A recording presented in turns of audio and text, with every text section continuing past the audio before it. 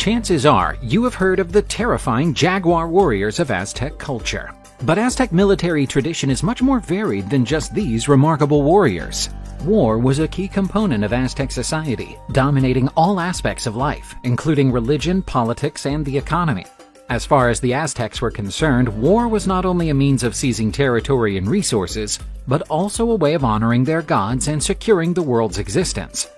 The Aztec religion was profoundly bound up with war, with many of their gods representing warrior deities. The god of the sun and war, Huitzilopochtli, was the main Aztec deity and called for human sacrifices to sustain the solar cycle and prevent the end of the world. The Aztec warriors believed that taking prisoners for sacrifice was a sacred duty and a way of nurturing the gods. Apart from the religious factor, war was also crucial to the Aztec economy.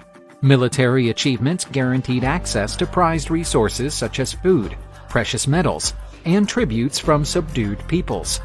War was also a route to social mobility for the warriors, who could improve their status and prestige through battle deeds. Aztec society was based on war, with a complex and hierarchical military structure. Warriors were trained from a young age and underwent initiation rituals to become members of the different military orders. War was viewed as a livelihood and a source of honor for the Aztecs, with warriors revered as heroes.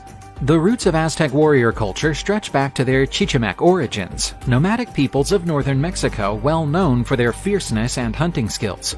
This cultural legacy profoundly shaped the way the Aztecs perceived war and the role of the warrior in society. This war culture was handed down to the Aztecs, who adapted it and developed it into a complex and refined military system. But Aztec warrior culture was not just a carbon copy of the Chichimex tradition. The Aztecs evolved their own tactics, weapons, and strategies of war, adjusting to the Valley of Mexico's conditions and the challenges of fostering an empire. Aztec warfare grew more organized, ritualized, and laced with religion, thus reflecting how complex was the society behind it. Aztec military training was a demanding affair, intended to physically and mentally prepare young warriors for the trials of combat and military life. This started at an early age, with boys being taught warrior values and the importance of war for Aztec society at home.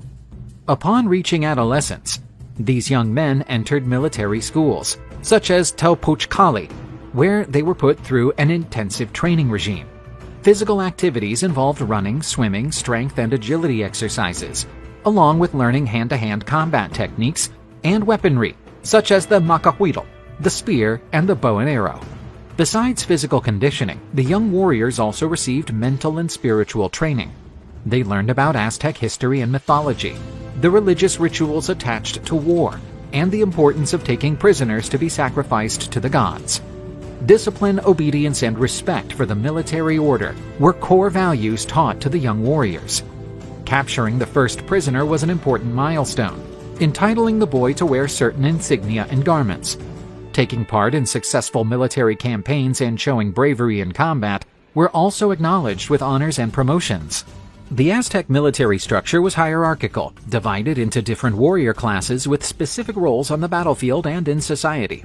Moving up the military hierarchy was contingent on merit and bravery in combat, with taking prisoners being a crucial factor for promotion. The top of the hierarchy consisted of generals and officers, tasked with leading the troops and plotting war strategies. They were drawn from the most experienced and skilled warriors, whose rank gave them great prestige and power in Aztec society. Underneath the officers were the seasoned warriors, who had already taken part in several military campaigns and captured many prisoners. They formed the backbone of the Aztec army, serving as platoon leaders and role models for the younger soldiers. Newcomers were warriors who were just starting their military careers and had not yet claimed any prisoners. They fought under the guidance of more experienced warriors and sought to prove their worth in battle to climb the ranks. Apart from these major classes, there were also warriors skilled in different kinds of combat, such as archers, swordsmen, and eagle and jaguar warriors, members of elite military orders. Each of these fighters had a specific battlefield role, contributing to the Aztec army's strength and versatility. The Aztec military hierarchy was not stiff and allowed gifted and valiant warriors to rise through the ranks.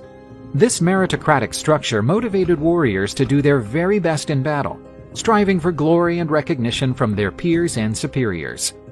Aztec warriors were also known for their military orders, elite bands distinguished by their skills, bravery, and ritualistic expertise. The two best-known orders were the Eagle Warriors and the Jaguar Warriors, although there were others with varied prestige and roles in the army. The Eagle Warriors, or Huautli, were known for their agility and speed, as well as their affiliation with the sun in the sky. Their outfits and armor were decked out with eagle feathers, and their helmets often mimicked that bird's head. They were elite warriors, leading raids and capturing prisoners for sacrifice. The Jaguar Warriors, or Ocelotl, were attached to the earth and the underworld. They were feared for their strength, savagery, and hand-to-hand combat skills.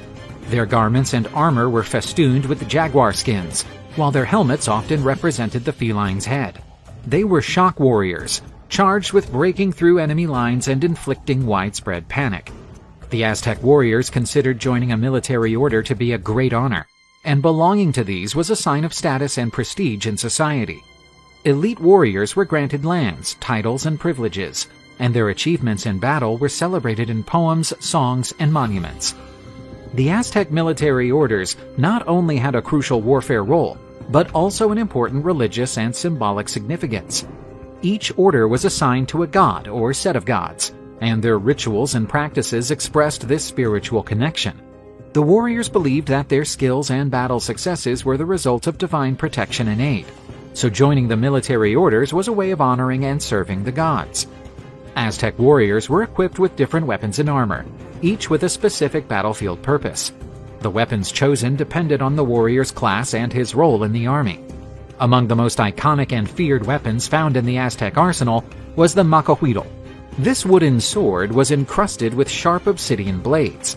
They were made of an extremely sharp volcanic glass and could inflict ravaging wounds, hacking and tearing at the flesh of their enemies with savage efficiency.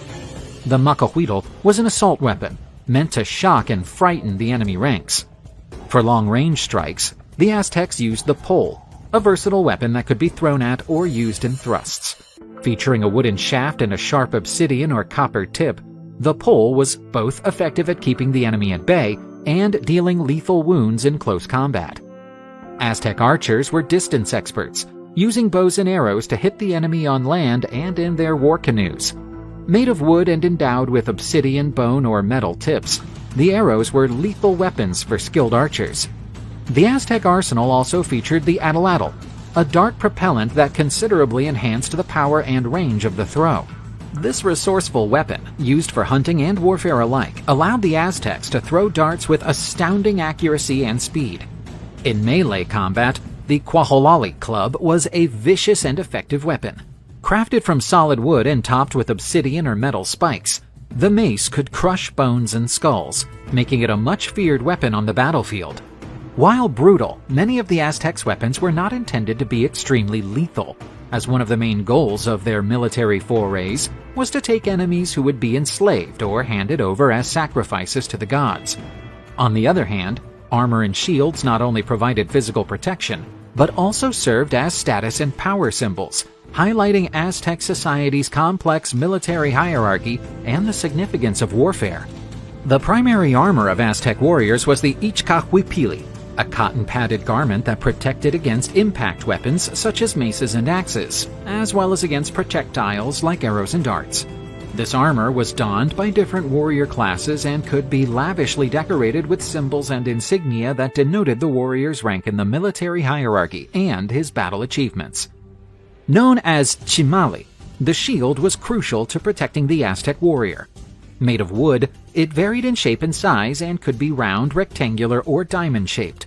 Apart from its protective purpose, the chimali was also a platform for artistic and symbolic expression. It was adorned with badges and patterns that stood for the warrior's social class, his military order, and protective deities. The elite Aztec warriors, like the Eagle and Jaguar warriors, wore elaborate helmets called cuacalalatli, made of wood and garnished with feathers, animal skins, and other materials. These helms not only offered head protection but also stood as status and power icons, frightening enemies and extolling the warrior's bravery and importance in Aztec society. The Aztecs' war strategies and tactics were complex and effective, blending careful planning, strategic maneuvers, and battlefield shock tactics. Military campaigns were preceded by religious rituals and consultations with the gods, looking for divine guidance and protection. Before launching a campaign, the Aztecs undertook painstaking planning, including land reconnaissance, assessing enemy strength, and defining military objectives. The priests and military leaders sought the gods in rituals and sacrifices, looking for omens and advice for the war. The Aztecs were experts in sieges, ambushes, and sneak raids. They were also adept at harnessing the terrain to their advantage, using rivers, mountains, and forests to surprise and isolate enemy forces. In the battleground, the Aztecs employed shock tactics, launching mass attacks by eagle and jaguar warriors, attempting to break through enemy lines and induce panic. Armed with spears and macohuatls, the light infantry followed, seizing the gaps left by the elite warriors.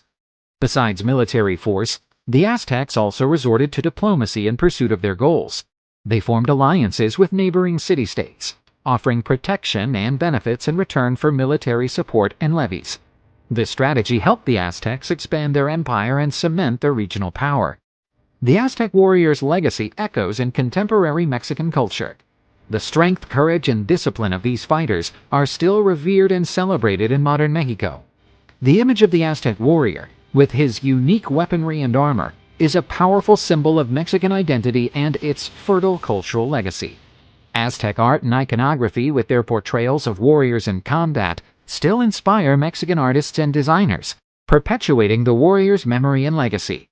The Concheros dance, a Mexican folk tradition, is a prime example of how Aztec warrior culture survived and adapted over the centuries, fusing indigenous and Christian elements to celebrate identity and resistance.